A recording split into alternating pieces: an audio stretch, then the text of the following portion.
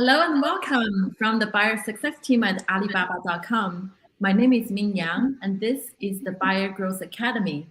2022 has been very challenging for profitability. The freight cost, the labor, the commodity, the overstock situation, even the large retailers canceling orders or liquidate their inventory. For small and medium business owners, you wonder, what do they need to do? Will 2023 get easier? Will the market turn bullish? Will costs come down? Will the pressure on profit margin ease? So today, we're super excited to host a panel of experts. They're practitioners, they're entrepreneurs, and they're also coach, mentor, and they can help business owners with challenges. So let me introduce our guest today. So I will start with Kian. Kian, introduce yourself. Hey, what's up, guys? How's it going? Hope you're well. Thank you so much for having me on today. My name is Kian Golzari, and I've been living and working in China since 2010, so for the past 12 years. And in that time, I've developed, sourced, and manufactured over 2,500 different products, visited more than 500 factories, and attended more than 20 Canton fairs. That has led me to work with different brands, retailers, and licenses, such as the NBA, Olympics, United Nations, lots of big box retailers in UK, Europe, and the US, as well as helping a lot of Amazon private label sellers and Shopify sellers as well. So looking forward to sharing some knowledge with you guys today, and I can't wait. Thank you, Kian. So Dave with Imperiali. Yeah, well, I'm super happy to be here. My name is Dave Applegate, and I have a series of e-com stores that have been running for a decade now almost. And then I also started a company called Import Yeti, where we help you make better supply decisions and find the right manufacturers. Thank you, Dave. Now, let's introduce Steve. Hi, happy to be here. My name is Steve Chu. I've been running an e-commerce store since 2007. I blog about e-commerce and my journey over at My Wife Quit Her Job, which has led to a popular podcast, a YouTube channel, and I also run an annual e-commerce conference called the Seller Summit. Excellent.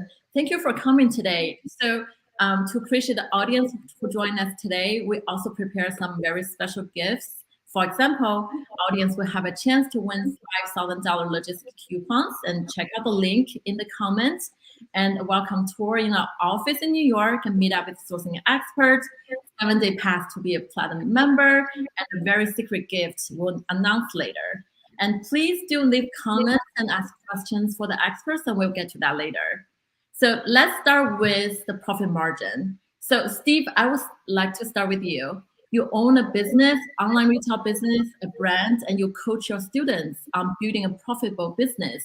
So how do you think about profitability? So the way I think about it, there's 3 basic ways to increase your profit. You can release more products, you can increase your profit per sale or your average order value, or you can increase the number of times like a person buys. And one of those 3 is a lot harder than the others. So one thing that I encourage people to think about is to try to sell more to your existing people. This is what we do. We tend to focus on our own marketing channels like email and SMS. And what we do is periodically we look through our customer base and we find the whales. And by whales, I mean, these are the people who buy from you in bulk and they buy often. Find out who they are and give them special treatment. So we literally pick up the phone, we call them up and we say, hey, we noticed you bought a lot of, we sell handkerchiefs and linens, right? And if someone bought like 12 dozen napkins, chances are they're an event planner or a wedding planner. And so we give them a dedicated rep, a special coupon code. And once we have them, they're a customer for life. Mm-hmm. And so that's why, even though we're in the wedding industry, a lot of our business actually comes from repeat. Mm-hmm. Since we're talking about Alibaba today, on the sourcing side, one thing that you can do to cut costs, when Trump was president, he instituted all these tariffs. So I encourage you guys, if you are selling something that has high tariffs, consider looking into Section 321. It basically states that if you import something that's less than $800, you don't have to actually pay tariffs or duties on that. And there are these 3PLs. 3PLs are essentially fulfillment centers that you can find along the Canadian and the Mexico border. And since they're on the border, what you can do is you can actually have your whole shipment sent over there, not pay customs duties or US customs tariffs. And then what will happen is when an order comes in, the 3PL will actually slip your order into the US postal system or UPS and FedEx. So you end up not having to pay any tariffs whatsoever. So those are my two pieces of advice. I'll let the other guys talk now. Yeah. Yeah, I think that's really great. Understand your customer value, and also understanding the tax and the ways you can save on the cost is really valuable. So Dave, you run a physical store, right, and also online business, and in addition to running a website, helping other sellers. So what are critical things for you to really understand and manage a profit margin? Yeah, I mean, I think the first thing is to really kind of say, like, what is my cost structure? And if you take an item, like we'll take, typically I have a bunch of props right around here, like something like this kettlebell, you could say that, hey, if I import this into the country, it's like, let's just say hypothetically, it's $1. Like 20 cents goes to shipping, 10 cents goes to tariff, and then, 70 cents goes to the manufacturer. And out of that 70 cents, right, 10%, 10 cents of that goes to the manufacturer's bottom line, 20 cents goes to labor, and then 50 cents or something like that goes to the raw materials. And that varies a lot depending on kind of what the product is. Some products are very labor based, some products are very raw goods based, some products have super high shipping costs, and some products have very high tariff costs. And if you begin to understand what these building blocks are, you can then begin to say, how can I manipulate those building blocks? And there's a lot of other ones that are outside just the product itself. Like you can take things like inventory storage costs, the packaging costs, that the efficiency of packaging. So can you fit more items into a container? Each of those individual kind of different horizons provides a different opportunity to kind of work through those cost structures. And once it's labeled, like we'll take labor as an example, right? If you're hypothetically, let's say it's $1 an hour or $10 an hour for that person doing work on the kettlebell, you can talk with the manufacturer. You can say, hey, do you have times of the year where you have excess labor capacity? And can we essentially drive those labor costs down by making things in an off season and then storing them in your warehouse and shipping them to us when we need them? Is it that where you're making that particular item, the cost of labor is way higher than another place? And by really kind of starting to say, here's the different labels for my cost structures, you then can put in strategies to reduce each one. Yeah, so understanding cost structure of your supply chain and be strategic in each step, that's a really valuable tip. So in some cases where people are debating, should I stock up for place a big order for lower unit price, or should I place a small order so I can prevent overstock situation? So how do you keep balance on that? Yeah. Well, I think that the first things you have to kind of think of things in those terms. The reason why you get lower prices per unit is because there's certain efficiencies that happen in a supply chain or in a manufacturing process that allow for lower cost of goods. Maybe it's they can purchase more raw materials and they get better pricing. You're buying the kettlebell as an example, and if you make 1,000 of these things, they have to buy 1,000 tons of iron or whatever the amount is. And if you get 2,000 of them, you then have to buy 2,000 tons of iron. So therefore, the manufacturer would have a cheaper price if you bought more.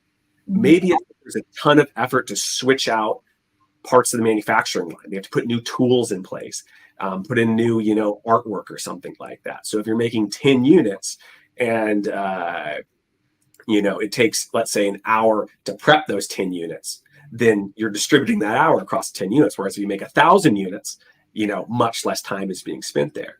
And when you begin to understand what those chunks are, you can start to work with the manufacturer to reduce those MOQs, change kind of, what the moving pieces are, So I think that would be my initial strategy. That being said, I think that a lot of MOQs are kind of like myths. Really, it's a way for a manufacturer to say, are you a serious buyer or are you not a serious buyer? And if you aren't willing to hit that MOQ, they're like, why am I even going to work with you?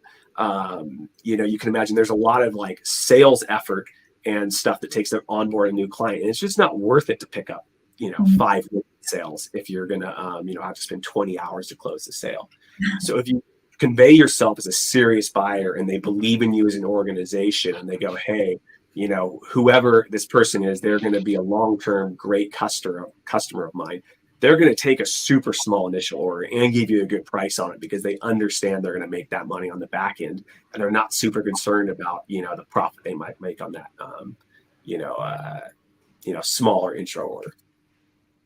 Yeah, that definitely makes sense. So talking about working with manufacturers to get to the cost, Kian, you're the expert on sourcing as well, and you live in the factories and you use the sewing machines, and so so I would definitely ask you, like, for our audience who may spend hundreds of thousands of dollars on the cost of goods every year, how would you forecast and build a strategic sourcing plan for buyers? Yeah, great question. And just to kind of lead on from what we were talking about before in terms of how much stock that we hold and stuff like that, I really like to really utilize my manufacturer storage facilities. So for example, one thing I would do is I would give my supplier a forecast order at the start of the year. And when I say start of the year, I mean after Chinese New Year, because that's the start of the year for the supplier. And I would tell them how many units I forecast to order. Like, this is not a commitment, this is just a forecast. But let's say, for example, you order 3,000 units every quarter. So I would say, look, the PO is for 3,000 pieces, but over the course of the year, I'm going to be ordering around 12 to 15,000 pieces. Now, where I would really like us to work together more closely is if you could hold the raw materials in stock for 15,000 pieces, because let's just say, for example, it's a black backpack, right? So it's black polyester material that goes into that. So I would ask them to hold the raw materials of black polyester for 15,000 units in their factory. And what this does is it reduces your lead times because the raw materials already been produced. So when you place your next order, they essentially just go to the materials, cut and sew and start production. It also decreases your cost of goods because of that, bulk buying, as well as you're protected against any future price increases. Because if the price of polyester goes up in the next 3, 6, 9 months, well, you locked it in at that initial price. And it also ensures a consistency of supply, that the materials will be the same throughout your production over the course of the year. And that's really good for the supplier as well, because they aren't even taking that much risk, because you're paying a deposit on the goods, but not on the final balance, right? So you're just going to pay it as you ship it out. But because it's black polyester material, it means that worst case scenario for the supplier, if you were not to take those goods, well, they can still sell that material to other customers and use it on other products, right? Because it's a very common material. So I would kind of look at your materials, talk to your manufacturers, plan out a forecast order, and this will reduce your cost of goods, reduce your lead times, and improve your quality, improve your pricing. So it's all about building relationships with your manufacturers as well to be able to have those conversations. You have to have a bit of data before you go into that. But aside from that as well, one thing I always really like to do to get the absolute best price for my products is to make what I call like a specification sheet or a tech sheet. There's lots of different names for it, for your product, right? Because one thing I've noticed is that a lot of people outgrow their supplier. And what I mean by that is that when you're first starting in this business, as David mentioned about low MOQs and things like that, you might just be doing 300 units or 500 units because you want to test it out. But there's only certain factories that are willing to work with you at that quantity level.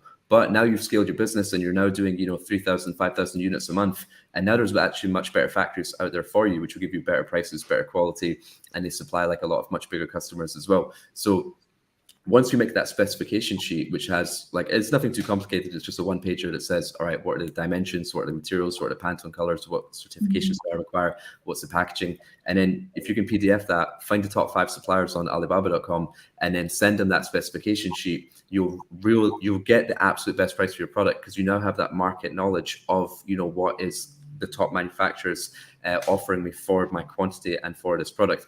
And you can also utilize, Import Yeti as well to find the manufacturers of your competitors and then contact those guys as well to find out, because I like to find my suppliers myself through Alibaba, but I also like to see who my competition are using.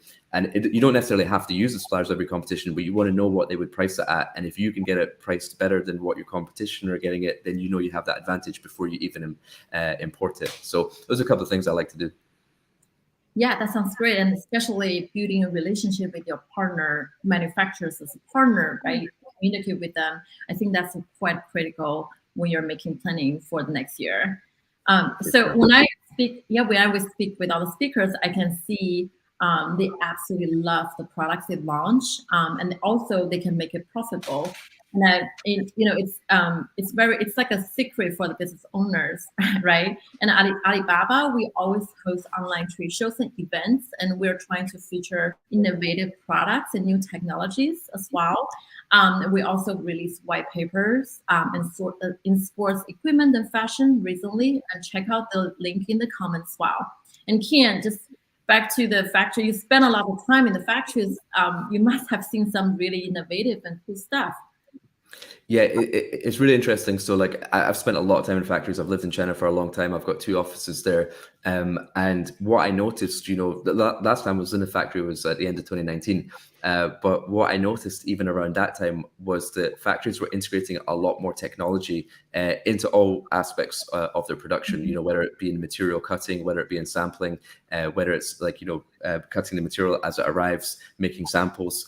And depending on what your product is, whether it's more like labor intensive or machine intensive, there's adopting a lot more technology in their production. And, not being able to go and visit the factories for the last couple of years, I've had a lot of Zoom calls with my factories, because it's interesting. Whenever I jump on a call with them, they always tell me, Kian, you will be amazed of what the factories look like now from when you last saw it to how it is today. And I'm like, well, in what way? They're just like the level of technology that we've improved, because remember, like with lockdown situations, a lot of people couldn't go to work in the factories, right? So, but they were stuck because order volumes were increasing. So it really forced them to really take a deeper look into technology. And now, as a result of this, I think we're going to see like slightly higher costs in the short term, but lower costs in the long term, because there's going to be these high fixed costs for all these machines and technology and things like that to more automate the manufacturing process. But you're going to have a consistency of supply. You're going to have much faster production, and you're going to be less reliant on labor. And in a lot of cases, labor is actually the most expensive component of the manufacturing process generally. So if you can cut a bit of that labor out, then you can actually really reduce the cost of goods. But there's a lot of cool machinery coming out in the Far East that's really going to improve our production and lower our prices. Yeah, that's exciting. I can hear you talk about it all day long. So today, let's do something exciting. We're going to live stream a real production process from design to completion in 30 minutes. And I want to introduce our supplier on Alibaba, Shandong Sayer Garments Technology. And we'll invite one speaker to send a drawing today. We'll take a picture and send to the production right away. So for the speakers who have a new design to show off. I would love to right. get the Import Yeti logo printed. So I can send that over if you want. Just like you need to text it or email it, or yes, just send it to our staff and we will send it to the supplier right away. And now let's say hi to our supplier. They're in the middle of the night. They're excited to join us live today. And we'll see Dave's new logo and introduction on the t-shirts made in 30 minutes. So we'll be back on that. So Dave, thank you for sharing your new logo. I love it. And I also love that you said you eat, sleep, and breathe in your industry. And a lot of times I get the sense like experts like you always stay ahead of the industry curve. So you know the market before the trends come out. So how do you do that? Yeah, I mean, so I think the first thing is I like to try to find something that I actually care about. It's really hard to be involved or be passionate about something if it means nothing to you.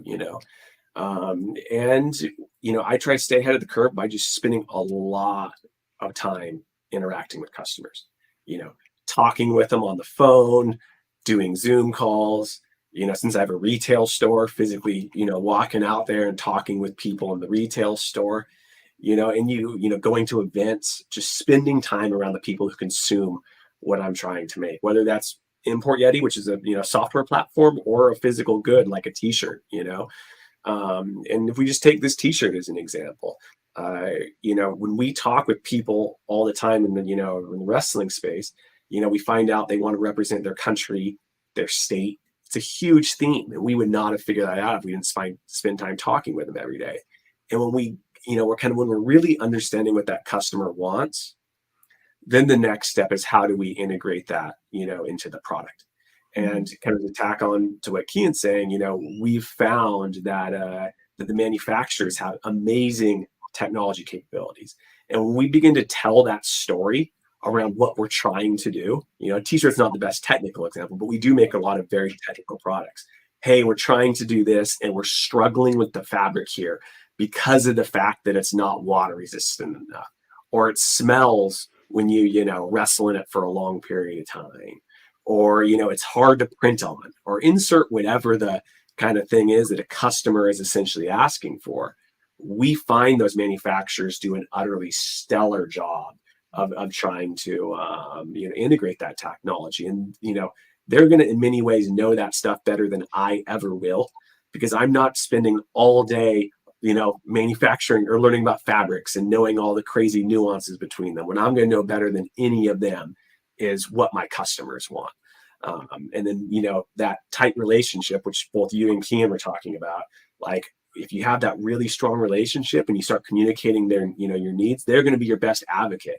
And all the time now I get manufacturers that reach out to me because they understand what I'm going through. And they say, hey, we're doing this cool thing. It might be able to help you in this or this way. Yeah. So Steve had the same. I have same impression from Steve as well. And last time Steve told me his wife made all the decisions. So I imagine she has a magic wand. Steve. I'm pretty sure that among the three of us, the wives pretty much make all the decisions. Just thought I'd throw that out there. Yeah, when it comes to, I agree with Dave, everything that he said. When it comes to finding out what to sell, oftentimes it's always better to look within yourself, or if you're on certain groups that are interesting. So I actually have this student who's really into boats, and she's on the boating Facebook groups.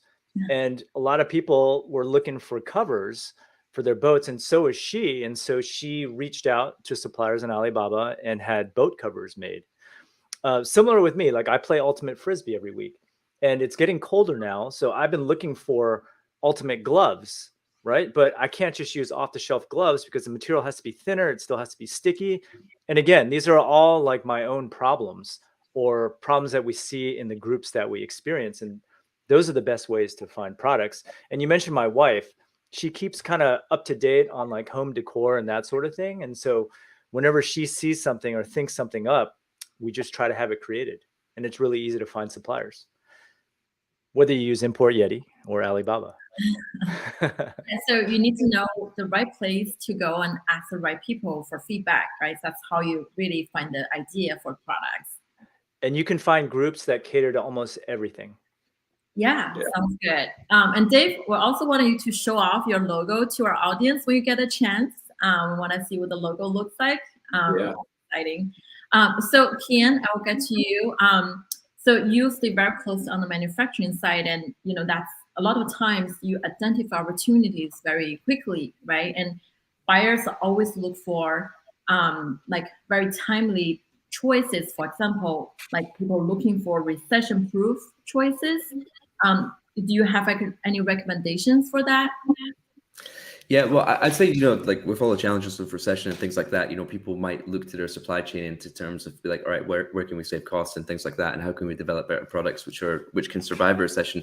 But the way I like to think about it is that, like, what are the best things that I can do for my supply chain? Where can I really add those 1 or 2%? And a lot of it, and we just talked about this a little bit, it all goes back to the relationship with your manufacturer, because a lot of people think that, okay, well, if I have a good relationship with my manufacturer, I get a slightly better price. But it's really like, price is not the most important thing when it comes to relationship with your supplier.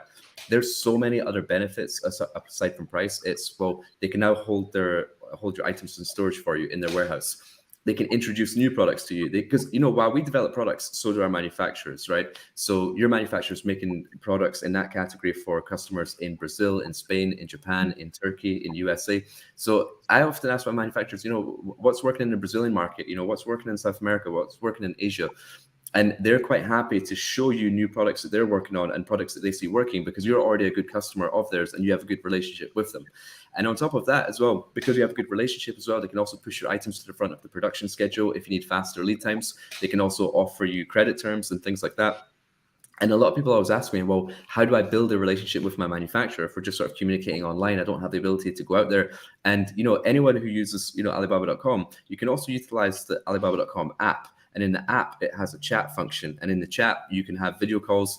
And I quite like to have like informal conversations on the app. Like, hey, what are you up to on the weekend? What's your plans for Chinese New Year? What type of food do you eat? Share photos. Hey, this is me and my friends on the weekend. We went to the game. Wish you could, next time you come out here, I'd love to take you. And now like we have that informal communication that, okay, if we have our goods shipping on the 1st of March, well, end of February, I can video call my supplier through the app and I can ask them, hey, are the inspectors there? Can you show me the production line? Can you show me all the goods are ready? And now you have eyes and ears inside the factory because you built a relationship with your manufacturer. So I think these are the things that we need to focus on. There's so many more benefits that we can get in our supply chain by having a good relationship with our manufacturer. And when a recession hits and you can't get your items to the front of the production line, or you can't develop the new items, or you can't get credit terms, that's where you're going to feel it as well. So I would kind of go back to the supply chain, see where we can improve in the relationship aspect of things, and really utilize the Alibaba.com app to build those relationships.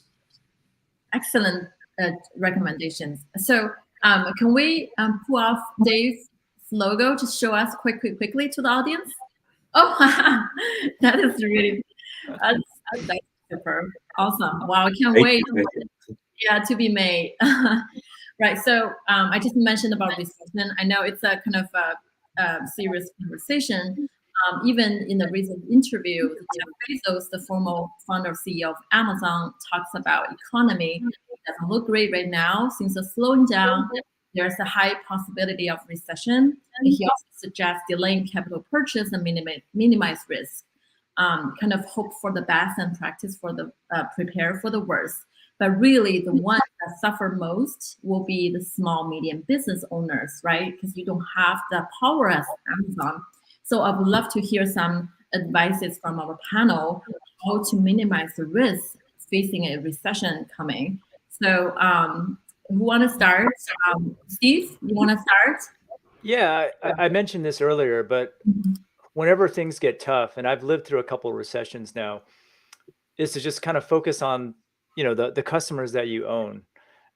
Email, SMS, the wedding planners and event planners in the case of our business, getting people to consistently buy from you over and over.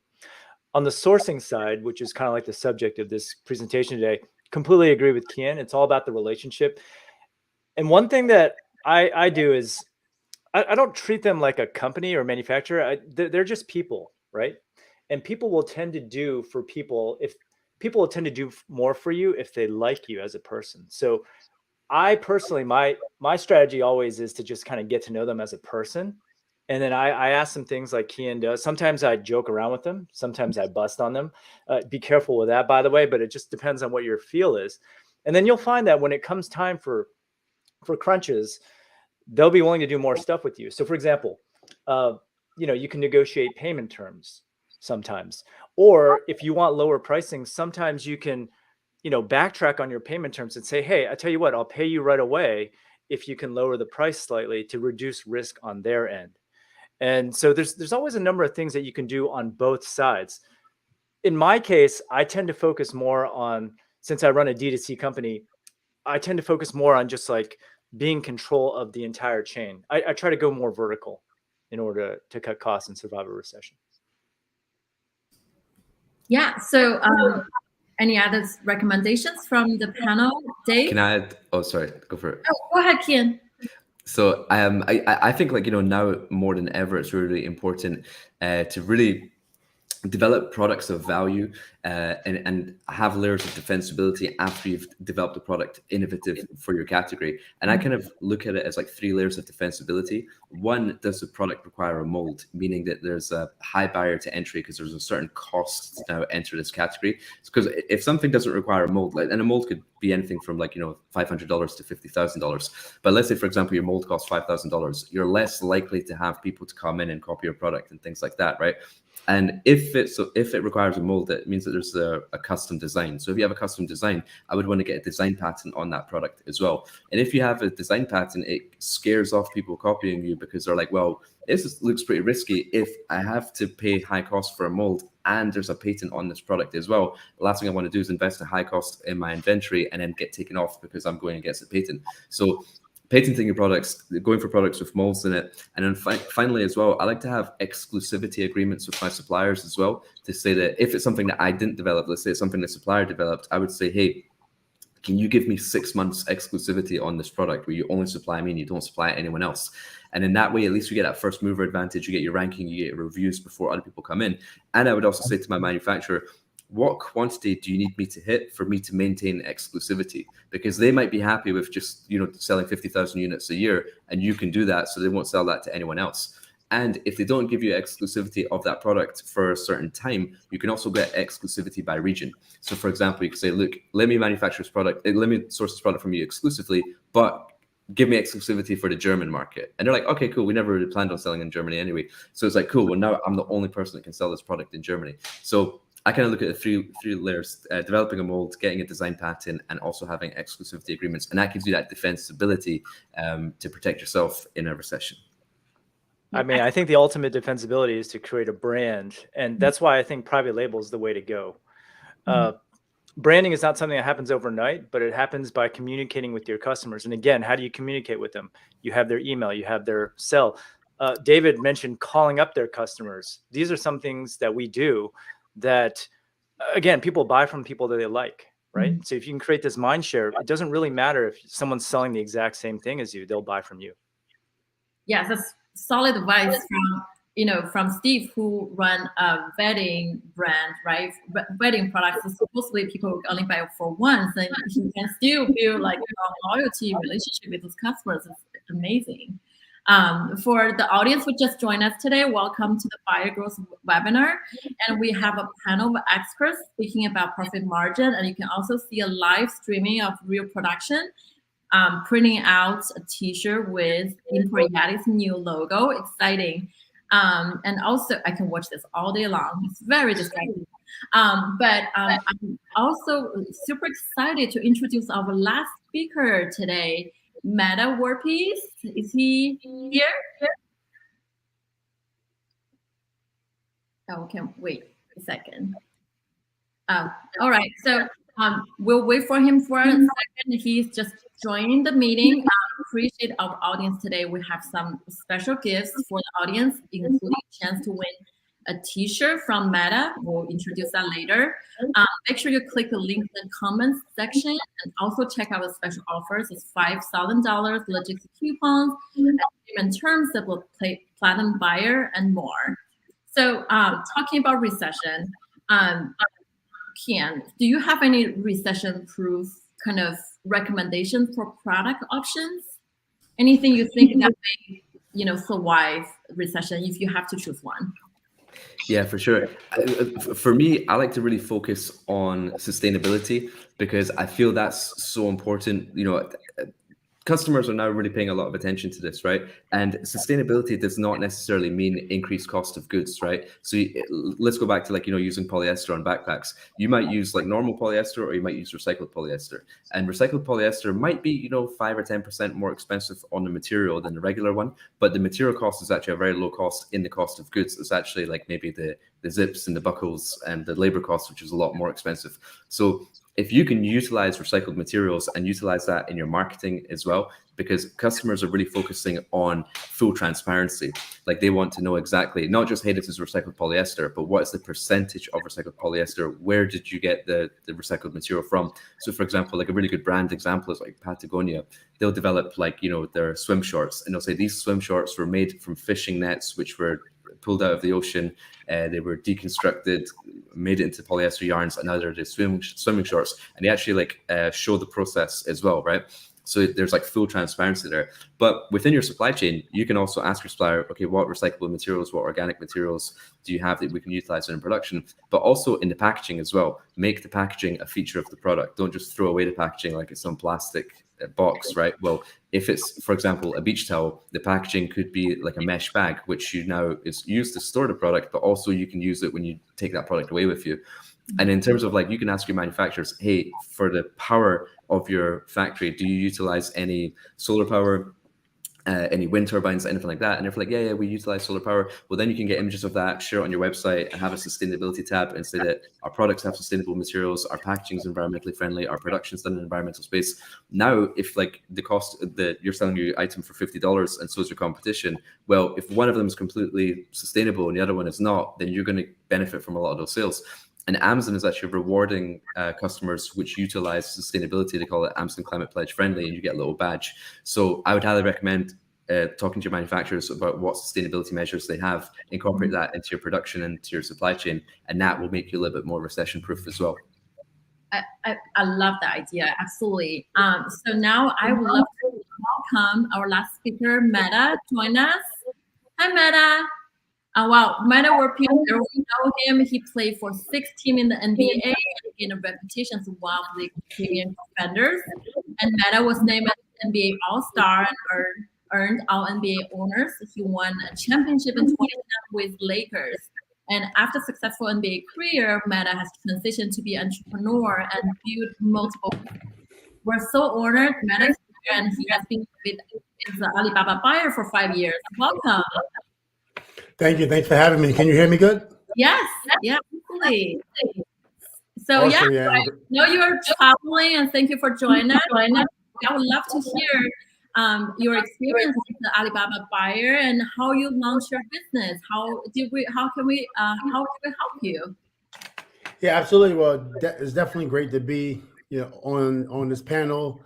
I've been a fan of Alibaba, and it's really interesting because when I was using Alibaba and the RFQ stuff and just learning and reading, and I get a message from on my direct message in Alibaba, because Alibaba has like 3 chats, 3 separate chats, and they're like, "Is this the real Meta World Peace?" I'm like, "Yeah." Who would ask that question? It was actually Alibaba office.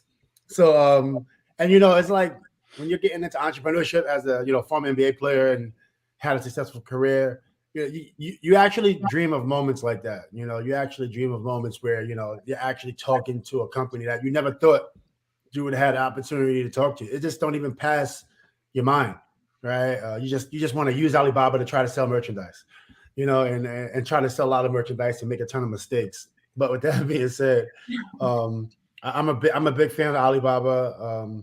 Very, very useful company and product. Thank you for the comment. So let's talk about entrepreneurship. And everyone can be an entrepreneur, but entrepreneurship is not for everyone. People always talk about their success stories, but there are more stories behind the scenes. And Meta, I have you. When you transition from an MBA career to a business, I imagine that has to be some challenges for you to overcome and thrive and build confidence as well. Yeah, absolutely. It was definitely challenging. I had situations where I was off equity early in my career and I didn't know what equity was, right? You talk about when I was 25, 26 years old. Then you talk, and just mistakes after mistake, and you just keep going forward. And you can't make a shot if you don't take it. That's the basketball terminology. And it's the same thing now. And the shot to me is studying, going back to school, going to seminars and conferences by myself, trying, not really having enough funding to hire, because you don't want to always spend personal cash, and a lot of reading and understanding contract. You talk about 10 years later, to where we're at now. I'm just blessed to be able to be on this panel or be at different conferences, but yeah, for sure, a lot of adversity. Where at times you said, you question yourself, should I just keep doing this? What am I doing? Why am I doing it? And but something just keeps you going.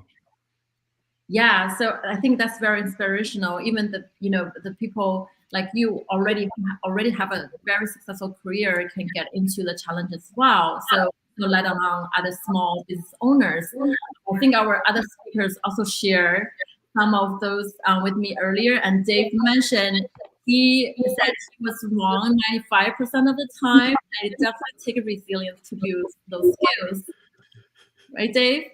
Yeah, I mean, I'm always wrong. Like when I'm right, it's like, I feel like it's a miracle.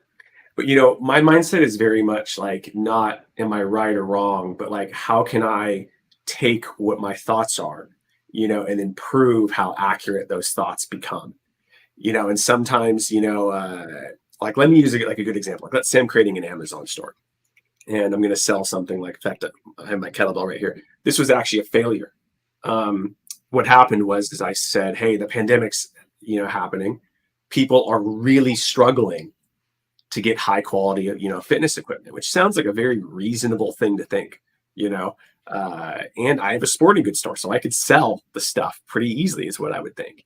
One approach would be to say, I'm just going to buy a bunch of these things and try to sell them. But instead I said, what needs to be true in order for, this to make a bunch of money, and that okay, I need to sell a kettlebell for this much money and I need to buy a kettlebell for this much money, right? I need to sell this many kettlebells in order to make money, right? I need to, here's how much money it's going to cost to acquire a customer. Here's what my marketing strategy is, right? And each of those things could end up being true or false. So if we talk about that kettlebell, I might think I can sell it at $60, but I really might not be able to. I might think I can buy the kettlebell for $20, but I might not really be able to. So I'll put tests in place to work through that stuff. And I'll say, kind of try to accelerate my ability to fail or succeed. And what I might do is go online, buy 6 kettlebells from a random person, and then try to sell them in my store. And if I can't sell them in my store at $60, then I go, okay, this whole thing is not going to be a good idea because I can't move 6 kettlebells, the store at this price, as opposed to buying a whole container of them.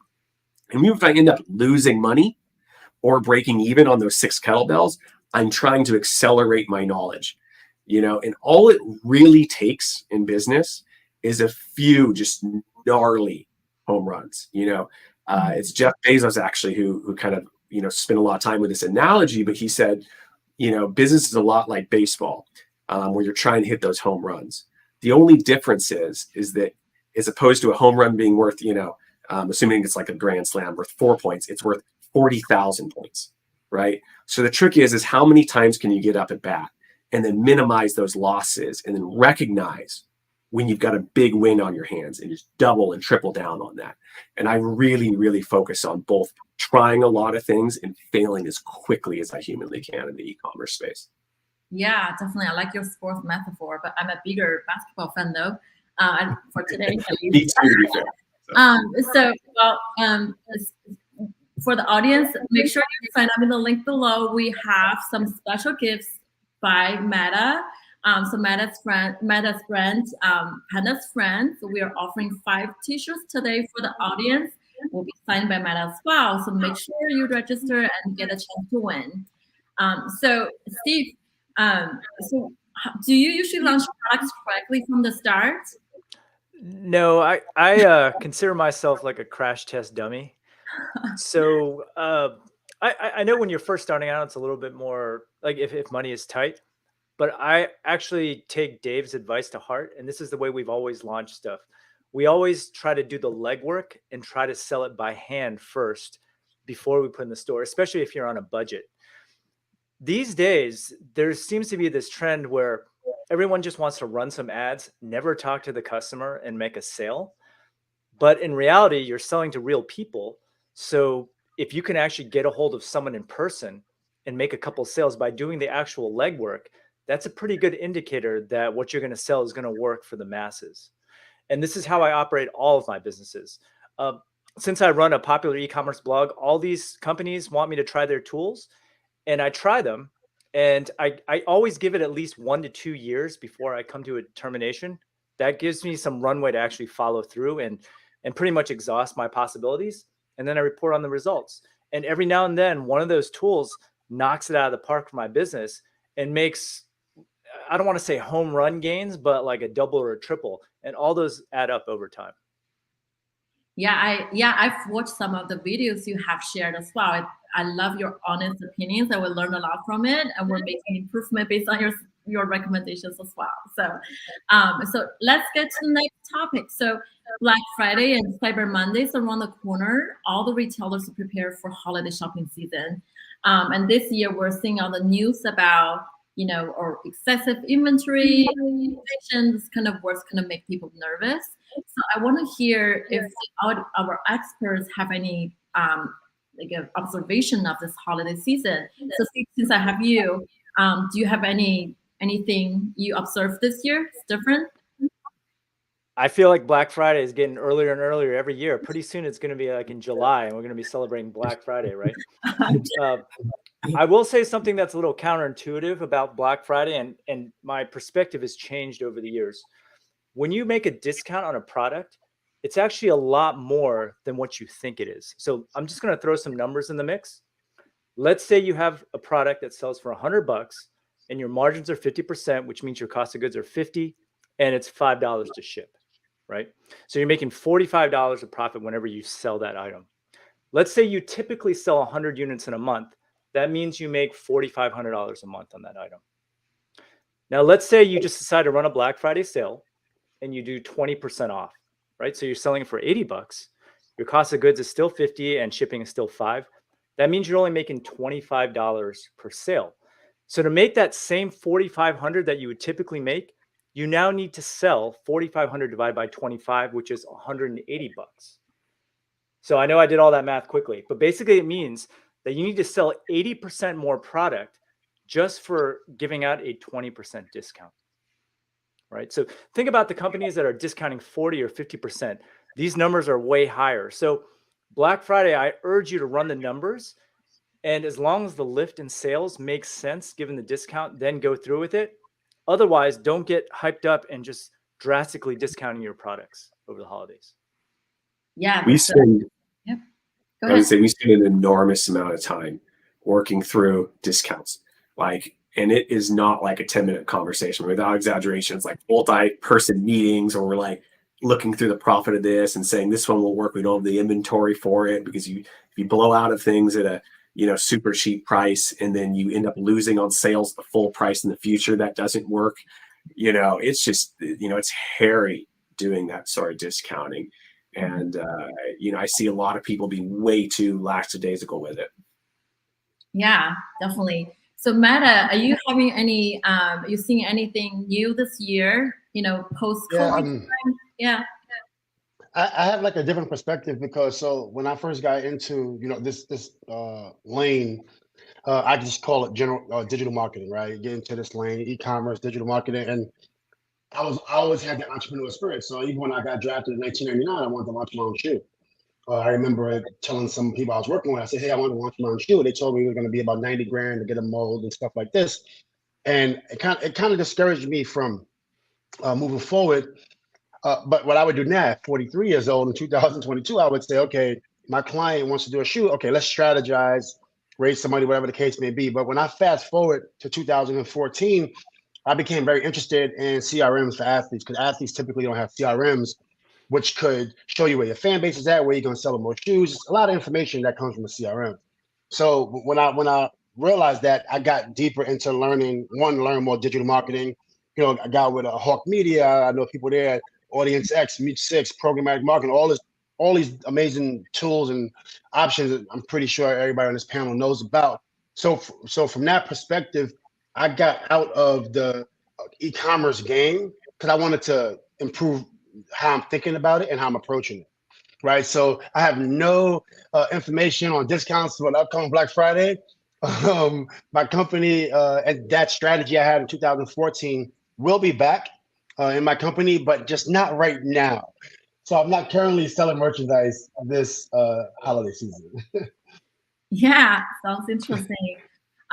Yes, so planning for 2023, this is the end of the year, right? So, in my opinion, the buyers having a very challenging year. It's gonna be nice to the people who are buying in your company, because the logistics, shipping, and everything. I don't know if at the time, Kian, are you able to take a break finally, or are you already getting ready to prepare for 2023?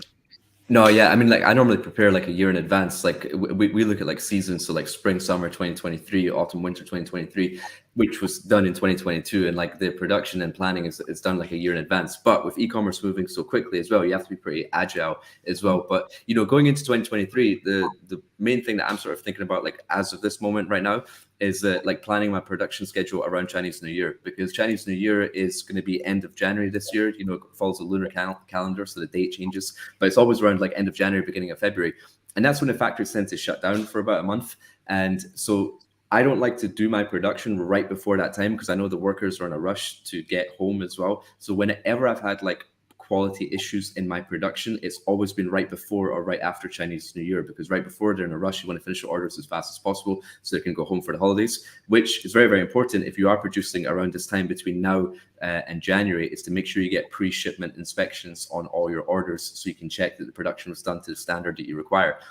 But after Chinese New Year, it isn't necessarily over, because when the workers come back, essentially they come from different regions, and sometimes not a lot of the same workers come back to that factory. So let's say, for example, we're manufacturing backpacks, right? Whoever was doing the cut and sew in that backpack factory the year before, this year might be like, you know what? I want to go to the south of China. It's a little bit warmer there. I want to work in an electronic factory. You know, the pay is a little bit better. We're going to make these like new iPhone accessories. Cool, let's go there. So now they have to find new workers, and they have to train those workers how to make those products to the standard that they made it the year before. So I always ask my manufacturers, hey, what percentage of your workforce returned after Chinese New Year? And some of them, if they have local workers, they'll say, you know, we maintained 85% of our workforce. Some of them will say only 40% of them returned. Therefore, I would want to wait a little while before placing my orders. And I say all that to say that if you know your forecast order for the year, like let's say you manufacture 20,000 units, I wouldn't want to give them a heavy order around this time of year. But if you have to manufacture the goods, then you have to manufacture the goods. But the more planning you can do it around it, the more forecasting you can give your supplier, the better. And at the start of the call, you know, we kind of talked about giving your supplier a forecast order for the year and getting them to hold those materials in stock for you, so you can bulk buy your materials. You have shorter lead times, so they're going to hold the goods in storage for you. You have like faster production, and then that will set you up right for 2023. Yeah, so that's a lot of work all year long. You never take a break, Ken. No, but I don't like taking breaks anyway, so it's all good. Wow. I just want to second Kian's point about getting a bulk material order. One of our biggest problems with our goods is like the material consistency. So it's important to bulk buy it so everything kind of stays the same. Otherwise, like you spend a lot of time searching for the exact same material and wastes a lot of time. Yeah, and you mentioned earlier about having a tighter control of your supply chain, right? I think that's part of it. Yeah. Yeah. And then I would like to just add to that a little bit. You know, just being an athlete, you know, just the opportunities, right? When you just mentioned supply chain, and that's something that we don't really think about. You know, when you're playing basketball, you're not thinking about the supply chain. You're just thinking about, you know, Shopify or drop ship, you know. But it's a huge opportunity, you know, when if you understand the process, you know, I think you have the opportunity to be that much more successful. And I'm always speaking from an athlete perspective, because, you know, just being in sports, also trying to launch a brand while playing. And I was always interested in the opportunities and the possibilities. Yeah, definitely. So I think a lot of the audience today very excited to hear all the advice from the experts, and also they're asking about the T-shirts signed by Meta. So make sure you register through the link so we can get your information, and when you have a chance to win the T-shirt along with other benefits. So we will have a Q&A section very soon, but I would like to ask the panel if you're optimistic about 2023 and what else you're planning for 2023, or, you know, anything, you know, if you have to share with the audience today to plan for 2023. So I think Kian talked about, you know, planning. Also, Dave, what's your thoughts? Are you optimistic about 2023? Can you say the best for last and let the worst go first? I'll just say I'm optimistic. I'm excited about it, and yeah, that's it. Yeah, that's good. Well, that's good to hear. What about other speakers? Now you're making me like assume that my words are going to be like magical wisdom. You got the easy out with that line right there. Well, I was gonna have Meta comes the last and with the position, but he already was first. So I mean, you know, for me, I think the smartest people in the world try to predict what happens, and no one gets it right. You know, nobody gets it right. Like the best economists out there get that stuff wrong. You know, but I think that as you just look at individual things, there's always opportunities. And there's always a lot of, you know, good things out there, regardless of whether things go amazing or they don't go amazing, you know. And when I look at the, you know, the kind of, you know, the stuff right in front of me, I see a lot of opportunity as long as I'm connected to those, you know, those customers and hearing what they say and what they need. You know, people have bought things forever. They're going to continue to buy things. The trick is just being, you know, in the weeds, understanding what they want. Yeah. So Steve, what's your prediction with the magic wand? Yeah, I'm cautiously optimistic. I'm aware of the economic conditions, and especially where I live, there's layoffs and all that. But I'm bullish as long as, so I think private label is the way to go. Having your own brand so you can create some brand equity. And honestly, if you're selling something that people need, there's always going to be buyers. The people that are going to be hurt the most are those that are just selling like commodity products or copycat products. I mean, if you have brand equity, or if you sell something that's of value, I think you're going to be fine. And I'm bullish about that. That's good to hear from the retailer who sell wedding products for repeat customers. That's interesting. Well, people are still going to get married in my industry. So, yeah. Well, yeah, that's good to know. So now we can see our live production. It's done. Here's a T-shirt with the new logo for Import Yeti. That looks pretty good. Do you like How it? do I get my hands on that thing? Nice. Wow, that's awesome. I love it. So Can we get one? Can we get a shirt?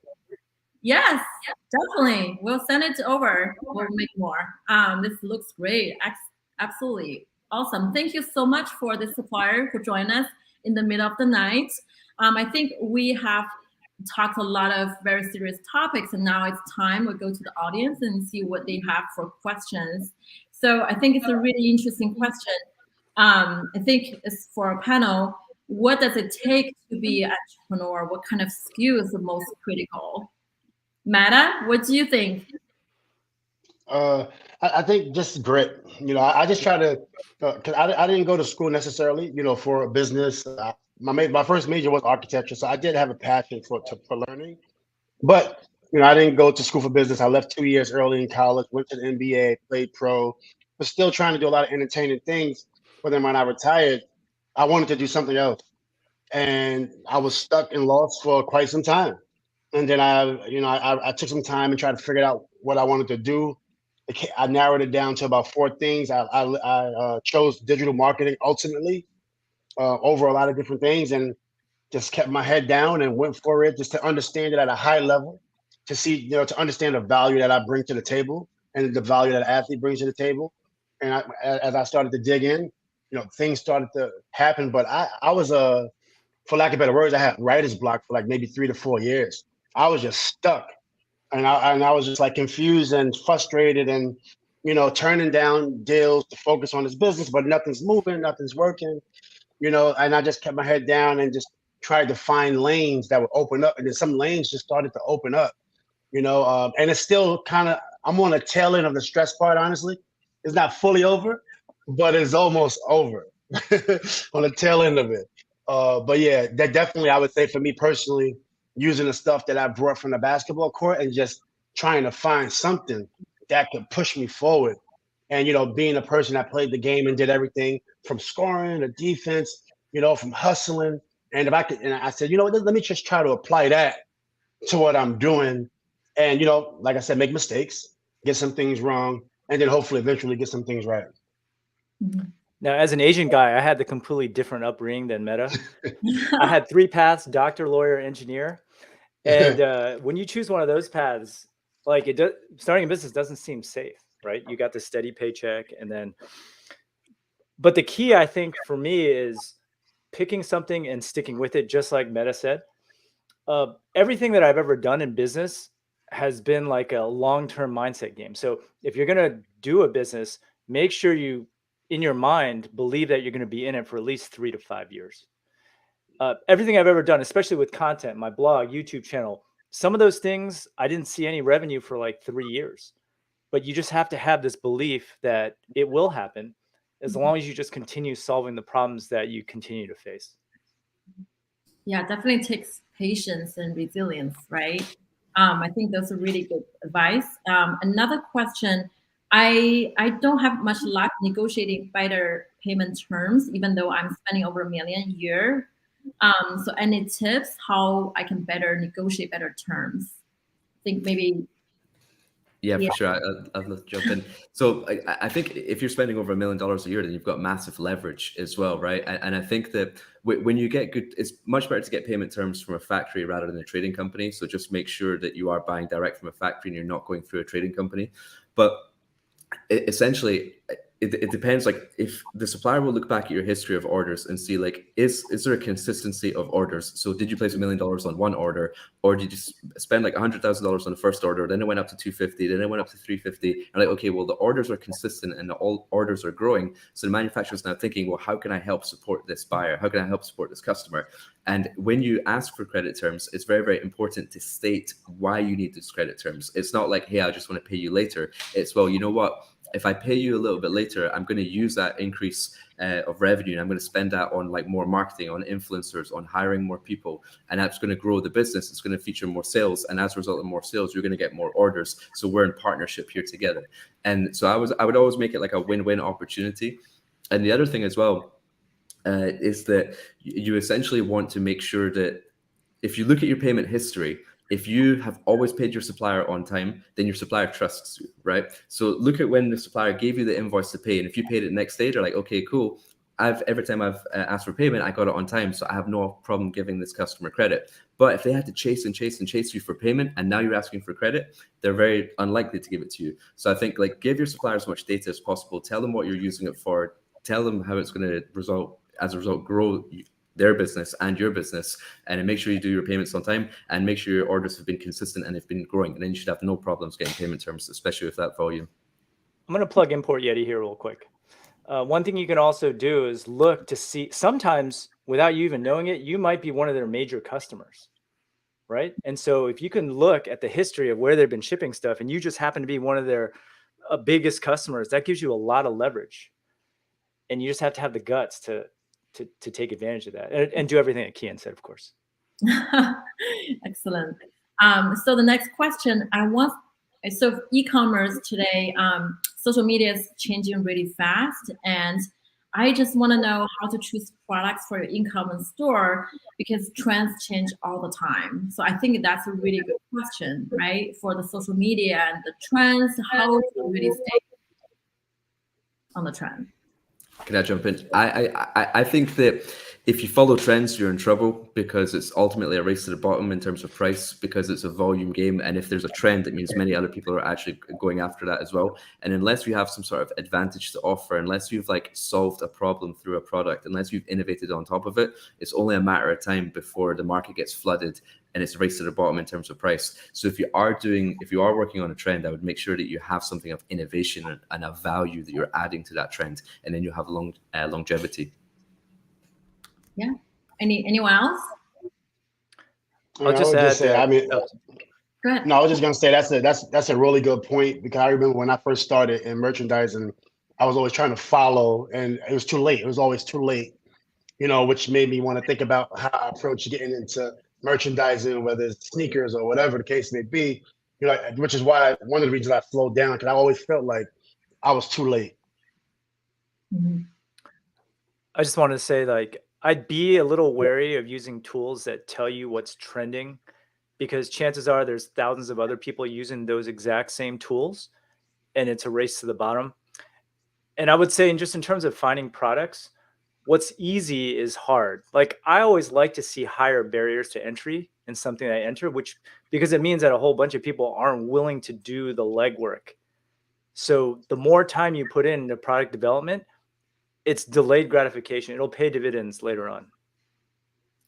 Yeah, sounds good. And by the way, we'll share trends and sporting goods and apparel and fashion in the link if you want to check out. So the last question. So how do I find a mentor for my branding ideas and learn more?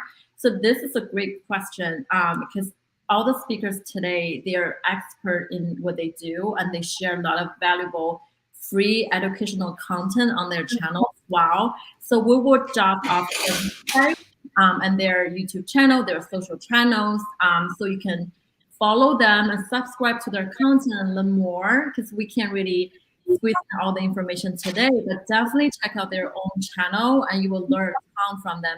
I respect and I trust all the speakers we have today, and it has been an amazing panel.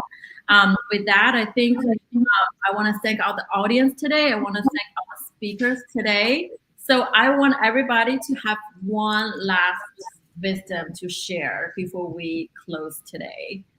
So you want to start? So Dave, you want to start? Yeah, I guess that means I get the opportunity to not have any pressure, and whoever's laughing gets screwed, so to speak. I mean, we talked about it a lot already, but I would just really focus on trying to create value and doing things that actually make people's life better, whether it's product or whatever. The number of, you guys were just talking about trends, like the number of people that think that entrepreneurship is just like finding a product and then selling that product is shocking. And in my entire life, I have never met a human being, they probably exist, that has made a lot of money just doing that, or has met, any sort of like fulfillment and life success, if you really focus on a different kind of thing, which is just how do I really, create innovative, things that make the world better, you at least stand a chance. I'm not going to say it's going to work, but at least you stand a chance. Excellent. Kian, you want to go next? Yeah, sure. I mean, I actually want to maybe answer your last question, because I think the question was about like mentorship, right? And I have a lot of people, probably everyone on this panel is people reaching out to them and saying like, hey, can you help me with this? Can you help me with that? You get a lot of requests every single day. But I'll tell you, like, the ones that really stand out, right, is that if you want mentorship from someone, do a bit of research on that person and add value to them before you ask for something. So for example, someone might reach out and say, hey, Kian, I noticed you've got like a pretty bad like personal brand website. So I made you a new website. Here's the link, check it out. Oh, and by the way, I would love your help with sourcing and supply chain. I'm like, well, that's so nice. You've actually proven that you're willing to do work and not just like take free value and stuff like that. You're willing to show that you're willing to help other people as well. So now I want to help you. So if you do want mentorship from someone, I would kind of like research them and see how you can add value to them before you ask for anything. And then that person is very willing to help you and willing to take you under their wing. And then hopefully that will give you the results you need going into 2023. Yeah. And show that you're trying to. Like the number of people that reach out to me and they have a question and it's like, this is a question you can solve with Google is shocking, like I'd much rather you be like, hey, like I've been in the weeds for like 6 months now and I'm just in a hairy spot. Can I hop on a 20-minute call and run some ideas by you? I'm going to respond to that 100% of the time. Be like, of course. Yeah. Let me see what I can help. Yeah. But it's the person who's like, I'm trying to find a product. Like, I'm not starting a business for you. That's your job. Yeah, definitely. The best is just give me a list of products to sell. Yeah. Even if they gave them the list, they couldn't do it, because they don't have so many other skill sets related to it. Yeah, because you have the magic wand, Steve, right? What's your last? I guess I'll go next. I just want to say that when you're selling stuff, you're really selling to humans. And so the more you can create like a community around your product or your brand, the better. I have a friend who sells water bottles, which is perhaps one of the most commoditized, saturated products that you could possibly sell. But the way she managed to sell over $10 million of that product was by doing challenges. So she emailed her list and she got everyone in a Facebook group to talk about their fitness goals. They talked about like eating. They talked about like mental health and all that stuff. And what ended up happening is people started sharing their real problems, their real stories. And, it wasn't about selling water bottles, but everyone who was in that group ended up buying her bottle because they liked her as a company and as a person. And you got to think about like your products, not as products. You got to think about, the greater, it sounds cheesy, but like the greater problem that you're trying to solve for these people. Like the product is just like one aspect of it. Yeah. Great idea. So last, let's go to Meta. What's your last wisdom to share with our audience today? Well, I would say definitely listen to the people on this call. Like I have a love and passion for merchandise. I had an era when I was playing. I was on TV, popular, wanted to sell sneakers, and just wanted to do it on my own. And one of the takeaways was patience. Have patience. I didn't have a lot of patience at the time. Just wanted it now. And since I developed more patience, things have been getting better. So if you don't really have the answer, if you don't really have a clue, I would just say, have some patience, do research, and put some fillers out there for wherever you're at on your journey, whether it's product development, whether it's trying to figure out your digital marketing strategy, whatever the case may be. Don't just jump into something and not know what the outcome is going to be, or not have an idea, or even a 50% chance of being successful. Don't jump into something if you don't know kind of what you're getting into. Take your time, have some patience. I'm not saying don't work hard and don't push forward, but I'm saying take your time, have patience. Spend your capital as wisely as you can, and like Steve said, it'll take some time. Maybe it might take 2-3 years.